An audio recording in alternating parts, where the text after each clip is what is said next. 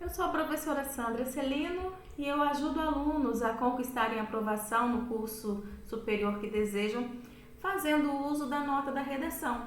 Então, para isso, eu ensino os conteúdos relacionados à redação do Enem, para que o aluno, por meio de um passo a passo aí que eu transmito para os alunos, eles consigam atingir notas até 960 na redação. Então, tem assim, exemplos de vários alunos, depoimentos de alunos que conseguiram entrar em cursos de odontologia, medicina, engenharia, direito. Então, são muitos depoimentos e isso me deixa muito feliz de poder contribuir para que o aluno, para que o estudante consiga alcançar esse sonho, consiga alcançar o seu desejo de ter um curso superior.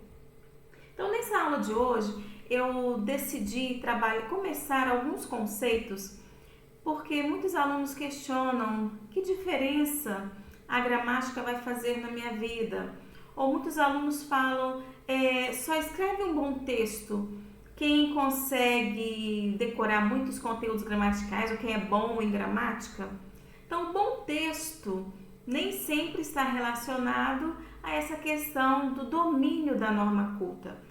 Tanto é que eu já vi alunos chegarem até mim e falar assim: nossa, professora, eu vi um texto que tirou 800 na redação do Enem e tinha muitos erros. Como que um aluno consegue? Então, assim, o domínio da norma culta cobrado lá na redação do Enem, ele vai interferir para aquela redação que quer alcançar a nota 1000. Mas se você quer um 800, um 720, se você acha que com 840 você consegue entrar no curso que você quer, então alguns mecanismos linguísticos, principalmente relacionados aí à sintaxe, para você não vão fazer diferença, porque os corretores, eles irão analisar o conjunto da obra, como que você produziu esse texto, se a semântica está tranquila assim, está compreensível, se está coerente. Então, nessa aula de hoje, eu decidi trazer alguns conceitos. E aí eu até coloquei o título aqui no slide de Relembrando Conceitos, porque isso aqui vocês, durante a vida estudantil de vocês, com certeza já ouviram falar, já estudaram. Se o seu caso é de quem já concluiu o ensino médio, então você já estudou todos esses conceitos. Se você está começando o primeiro ano, você ainda não viu todos esses conceitos. Se você está no segundo ano, você já viu grande parte, já viu mais da metade dos conteúdos necessários. Então, eu trouxe aqui alguns termos técnicos. Sandra, que diferença isso vai fazer na minha vida? Então, eu sempre gosto de falar para o aluno que quando você sabe o porquê das coisas, isso se torna muito mais fácil para você. Então, é importante você conseguir assimilar alguns conceitos teóricos para que eles possam deixar o caminho até a nota 1000 um caminho mais trilhável, tá? Então, por mais que alguns alunos cheguem até mim pedindo fórmulas prontas, pedindo um modelo de redação, eu até tenho, falo para os meus alunos que eu tenho, mas eu só gosto de passar esses modelinhos, esses esqueletos, padrões, depois que eu percebo que o meu aluno assimilou tudo que era necessário para que ele consiga trabalhar com essas informações. Como eu ouvi recentemente um colega da área de humanas também falando, que ele e a irmã dele tinham uma receita de bolo e foram fazer. E o bolo deu errado, queimou, ficou solado, ele podia jogar na parede, vou colocar no carro que serviria de roda. Então, assim, metaforicamente, ele trabalhou para a mesma questão do conhecimento, do estudo. Então, se você tem a receita, mas não sabe aplicar, não vai adiantar nada. E por isso que eu falo com os meus alunos, por mais que vocês tenham muitas fórmulas prontas, se você não souber o princípio de cada uma dessas fórmulas, você não irá aplicar da maneira correta, tá? Então, por isso que é importante você também saber alguns desses termos, porque muitos de vocês irão fazer um concurso público e muitas vezes lá no conteúdo, no cronograma de conteúdo, vem alguns nomes que você fala, vixe, será que isso é fácil? Ih, coisa difícil. Ih, será que eu vou conseguir? Já começa a colocar empecilho devido à nomenclatura. Tá? Então, se você conseguir guardar pelo menos os conceitos do que cada nome significa ou qual o conteúdo que aborda cada uma dessas divisões da gramática, sua vida vai ficar mais fácil sim, será menos estressante para você essa preocupação, porque você vai pensar, não, fonologia já sei, isso aí vai estudar esse aspecto da língua portuguesa, quando falar de morfologia você também já vai saber. Então vamos aqui relembrar esse conceito de fonologia. Todo concurso público, ele sempre começa colocando nos seus conteúdos, na sua relação de conteúdos para quem vai prestar o concurso, fonologia. E o que é fonologia? É a parte da língua portuguesa, da gramática, que estuda o quê? Ortografia, que estuda acentuação gráfica, que estuda emprego do hífen, lembram aqueles assuntos como o ditongo, o hiato. Então, tudo isso você aprende na parte da fonologia. Se escreve com Z, se escreve com S, ou como que é o aumentativo disso, o diminutivo disso, com que letra que vai ser, com S, mãozinha, é um S ou é um Z, como que fica, o som é de Z, mas será que... Então, tudo isso é a fonologia quem vai trabalhar com você. Já na morfologia, é a parte da gramática que estuda o quê? A estrutura das palavras. Como as palavras se formam. Estrutura como, Sandra? Se você já concluiu o ensino médio, você lembra daquela parte da gramática que trabalha radical, que trabalha raiz, que trabalha morfema. Lembram disso? Por exemplo, da palavra pedra, eu consigo fazer outras palavrinhas derivadas ou palavras primitivas, como pedrinha, pedreiro, e isso fica tudo dentro de um mesmo campo semântico. E por que é importante você guardar essa informação? Porque se você, por exemplo, se surge um verbo de uma palavra que você já conhece, você vai saber se é com Z ou se é com S. Por exemplo, a palavra análise. Análise você sabe que é com S, mas você talvez nunca tenha utilizado o verbo analisar. Então, pela sua lógica, o que você vai pensar então? Se analisar vem de análise, então só pode ser com S, porque análise é com S, tá? Então, é assim que você tem de raciocinar. Na hora de que surgir um termo, um vocabulário diferente para você na escrita, e aí você fala, eu não sei, eu nunca escrevi esse termo, mas ele me lembra tal palavra, e pela estrutura dele, pelo radical, parece que tem o mesmo campo semântico, o mesmo sentido. Então, essa parte da morfologia é importante porque te ajuda também na interpretação do texto. Tá? Como assim, Sandra? Como que saber morfologia vai me ajudar na interpretação? É o mesmo. Vamos pegar o exemplo de análise. Claro que é um exemplo fácil, mas vamos supor que você nunca tenha usado o verbo... Vamos pegar o verbo procrastinar. Tá, mas eu não sei o que é procrastinar. Procrastinação. Então, quando surgiu o substantivo, deve ser lá do verbo procrastinar. Eu sei o que significa essa ação do verbo. Então, procrastinação só pode significar isso. Entendeu? Então, a importância de você saber a estrutura da palavra, reconhecer algumas estruturas, elas podem te auxiliar na parte da escrita e também na parte do sentido. E é na morfologia que você trabalha em classe de palavras, tá? Que você aprende, melhor dizendo, classes de palavras, que nós temos 10 classes. Quando nós trabalhamos com os alunos, nós trabalhamos palavras que são variáveis, que não são variáveis. O que quer dizer isso, Sandra? Variável tem plural, tem diminutivo, tem aumentativo, tem masculino, tem feminino. Isso que é variação. No caso, algumas palavras, elas não terão variações. Quais palavras? Advérbio, por exemplo. A gente fala que o advérbio ele é invariável.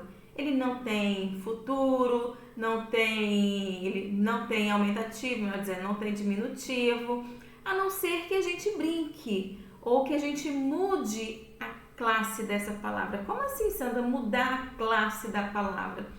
Por exemplo, nós ensinamos para os alunos que substantivo substantivo ele serve para dar nomes aos seres. Concorda? Você já ouviu essa explicação? Para nomear casa. E substantivo é tudo aquilo que cabe antes dele um artigo. A casa. O substantivo cabe antes dele um pronome. Esta casa, aquela casa. Cabe um numeral, 2 casas, 3 casas. Então, substantivo é essa classe de palavra. E vocês verificaram que ela tem variação. Agora, quando eu pego um advérbio, por exemplo, o advérbio de negação. Não. Mãe, eu posso comer esse doce? Não. Então, esse advérbio, ele expressa, então, eu estou falando, você não pode, eu estou negando. Mas se algum dia meu filho chegar e falar assim, poxa, a minha mãe me disse um não, que eu acabei ficando assustado. Então, olha só, ele usou o termo um não.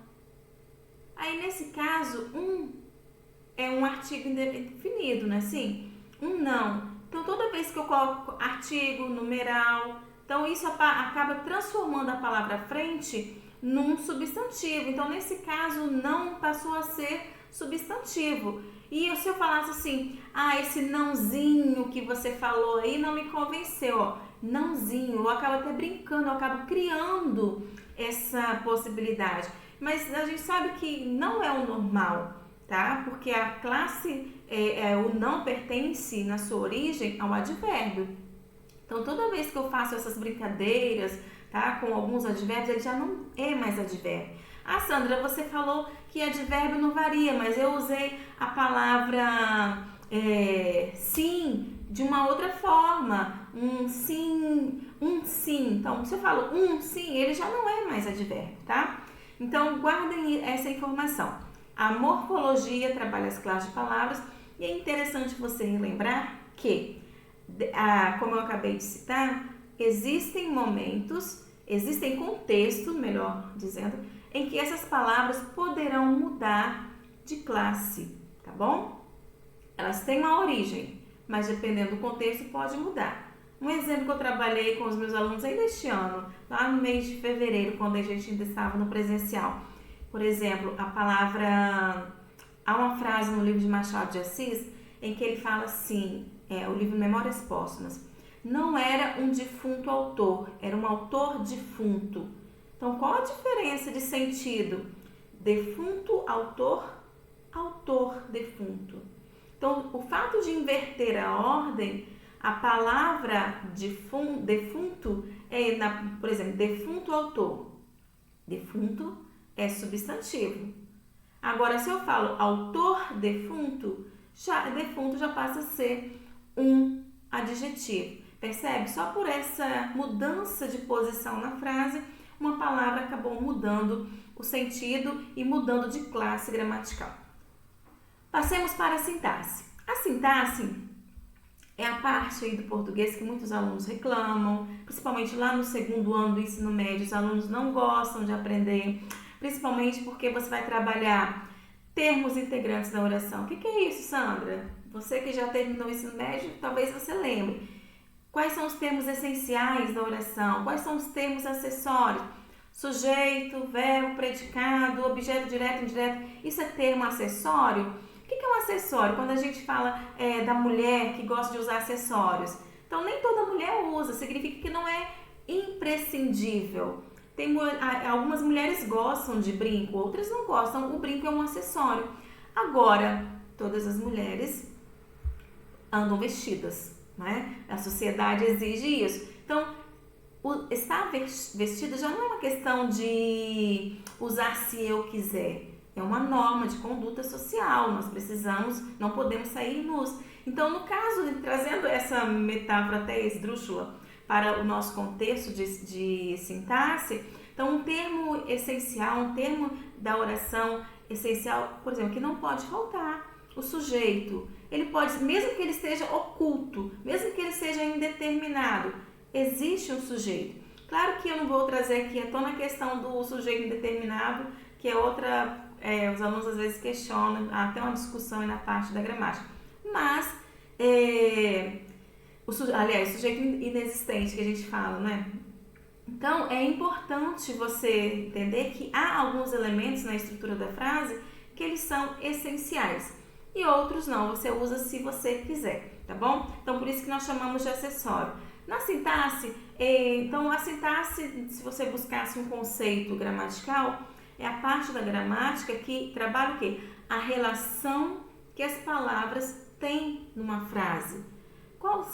Que relação é essa? Relação de sujeito, de predicado, de objeto direto, objeto indireto. Que relação seria essa? Então, por isso que nós falamos que a sintaxe, ela trabalha essa relação das palavras, a frase como um todo.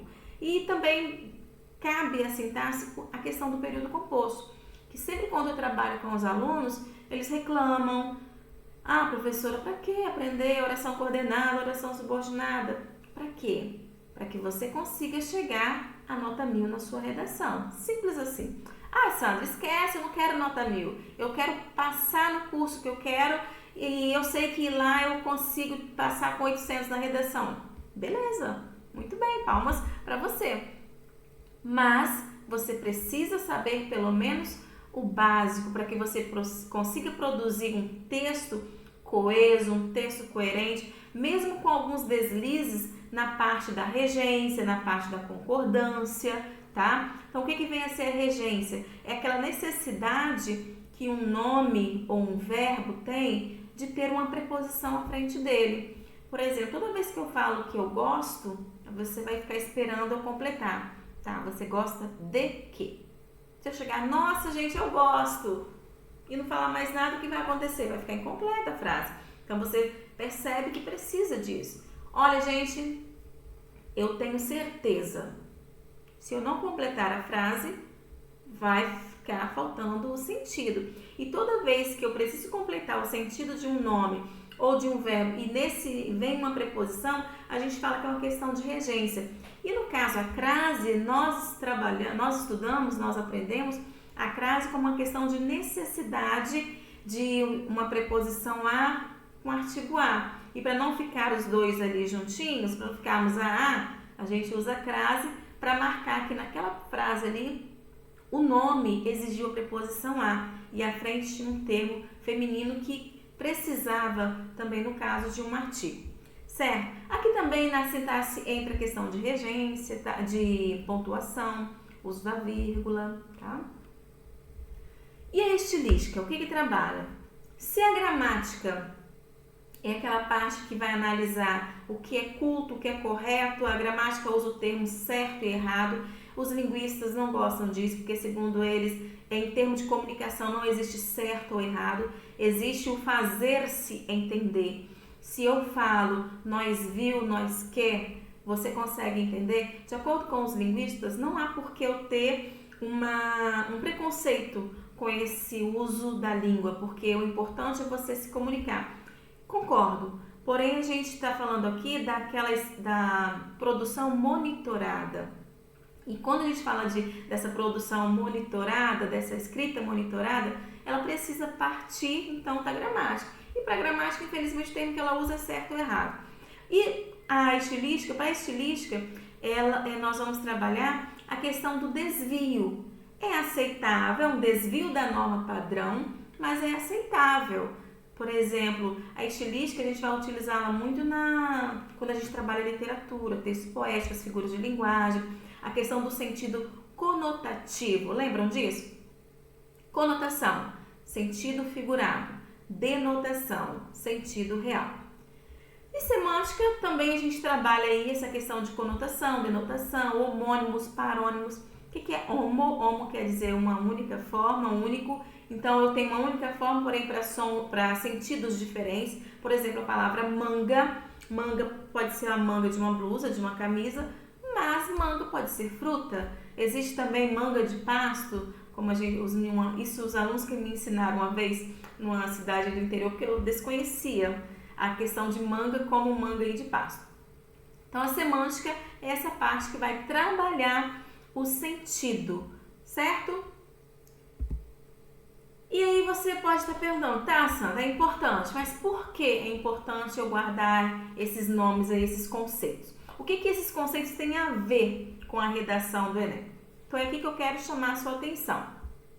Porque independentemente de você guardar essas nomenclaturas, você faz uso delas constantemente e na sua redação essas questões estarão sendo avaliadas, tá? A parte de ortografia, a parte de relação das palavras, a questão da coerência do sentido, se você usou uma palavra no contexto correto, tá?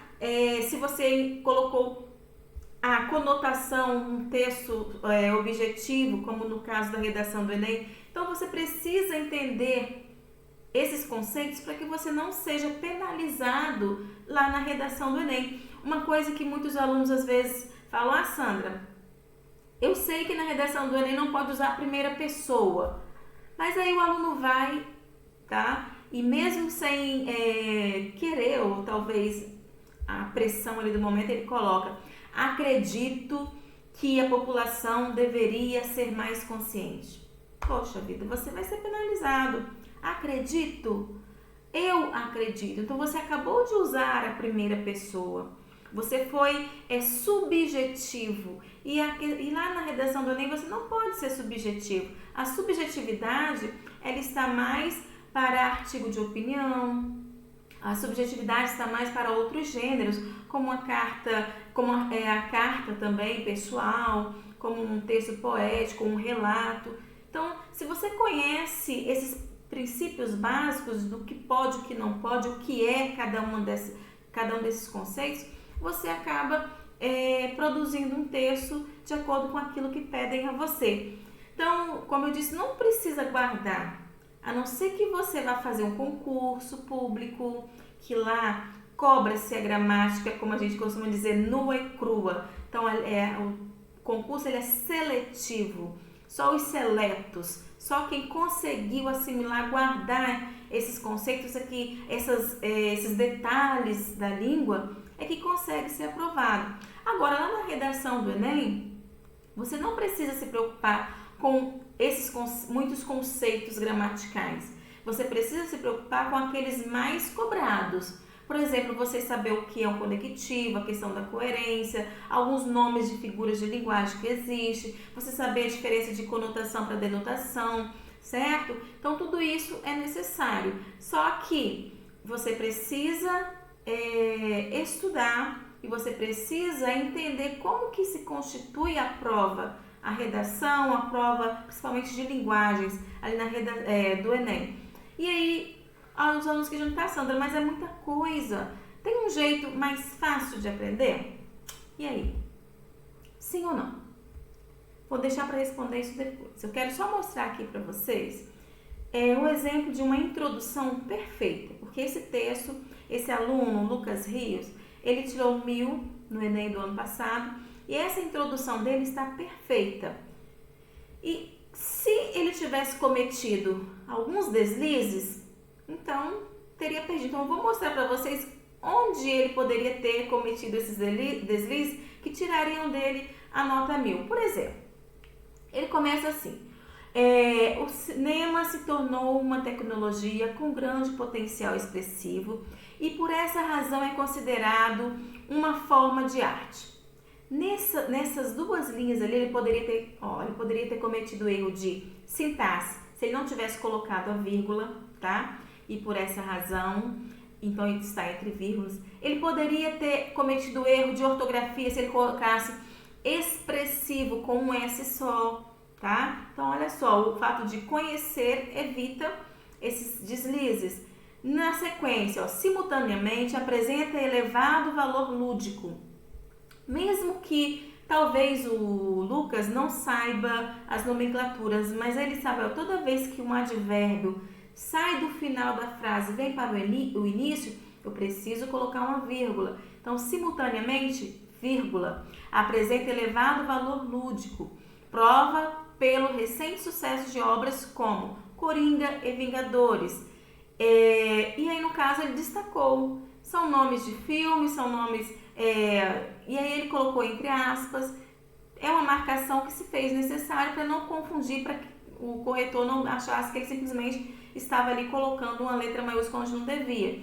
Claro que pode parecer grosseira essa explicação, tá? O corretor não ia chegar a essa conclusão. Mas aí ele prossegue. Infelizmente, no contexto brasileiro, nem todos têm amplo acesso a tal maravilha. Olha, ele poderia ter cometido um erro de coesão se ele tivesse feito isso. Infelizmente, no contexto brasileiro, nem todos têm acesso ao cinema. Então, seria um erro de coesão e a semântica nos marca isso. Então, ele trabalhou o quê? Sinônimos aqui dentro, a sinonímia, essa troca de palavras. Então, o cinema, ele usou tal maravilha para reportar a cinema, tá? Então, tem o mesmo sentido ali, essa retomada do termo cinema. Se ele tivesse repetido a palavra, ele seria penalizado, tá bom? E aí ele colocou a vírgula corretamente também, infelizmente, tá?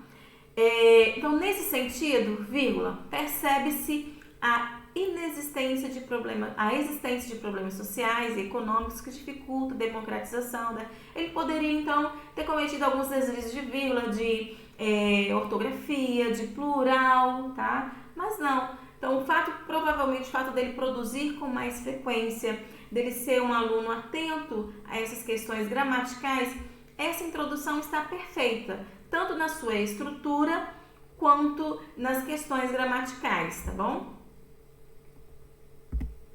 Prosseguindo, eu coloquei aqui para finalizar essa aula a frase "há poder no pouco", para responder aquela perguntinha que eu coloquei no slide anterior.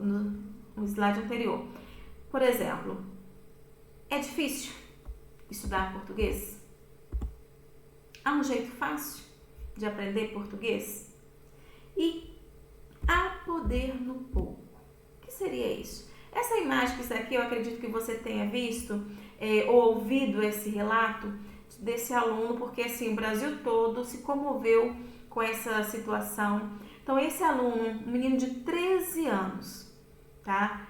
Querendo estudar, provavelmente aí, consciente do poder que o estudo tem, que hoje, infelizmente, se você não tiver estudo, as coisas ficam muito mais difíceis de serem conseguidas no mundo secular. Então, conhecedor disso, o que esse aluno fez? Ele juntou latinhas para vender. Olha a atitude dele, juntou latinhas para vender e comprou um celular para poder ter acesso às aulas online que a escola dele estava aí transmitindo. E para isso ele pediu o Wi-Fi do açougue, provavelmente aí próximo à sua casa, para que ele pudesse se conectar e fazer os estudos dele e estudar. Então, olha só a atitude dele. Ele tomou uma iniciativa e hoje eu ouvi um relato de que muitas pessoas se comoveram para poder dar a ele um bom celular e ajudar a ter uma conexão em casa para estudar. Então, olha só, a atitude dele, que para muitos pode parecer assim, pequena, mas olha a comoção que essa atitude levou ao ponto de agora ele poder estudar em casa, no conforto do seu lar, sem riscos de contaminação, porque estamos nesse contexto aí. Então, ele agora terá essa oportunidade porque ele tomou uma pequena atitude. Pequena para nós que estamos de fora, mas para ele, uma grande atitude. E aí, o que isso tem a ver então com aquela perguntinha? Português é fácil? Não é. Não vou negar para você. Estudo, para mim é muito complicado aprender matemática, para você pode ser fácil. Então, para você vencer essa dificuldade, o que você tem que fazer? São pequenas atitudes diárias, tá? Pequenas atitudes diárias. Então, hoje você estuda um pouco, amanhã outro pouco. Então, quando você vir, você já estará aí com conhecimento acumulado muito grande, tá bom? E assim, eu coloquei aqui também, dependendo do contexto, o segredo não está na quantidade, mas na forma de uso. Então, você estudou um pouquinho hoje, mas você conseguiu entender assimilar, pegou um exercício e foi praticar e deu certo, show de bola, tá? Então você já subiu um degrau, agora parte para outro. Então é assim que você vai aprender a língua portuguesa, a questão da produção de texto, a redação do Enem.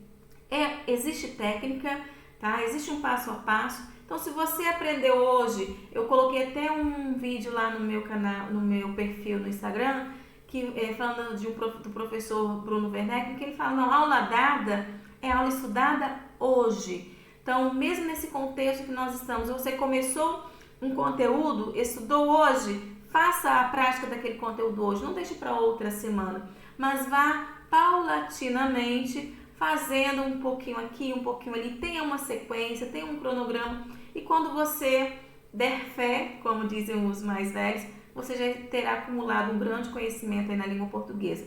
Mas tudo vai depender de sua atitude. Há poder no pouco. Então, um pouco hoje, um pouco amanhã, daqui a pouco a sua construção aí do saber já estará tomando uma proporção muito maior, ao ponto de te levar a tirar a nota que você precisa na redação do Enem para conquistar a vaga no curso dos seus sonhos. Então, um forte abraço, até a próxima aula. Então, se você ainda não é inscrito aqui neste canal, se inscreva para que os nossos conteúdos eles cheguem a um número maior de alunos. Então, até a semana que vem.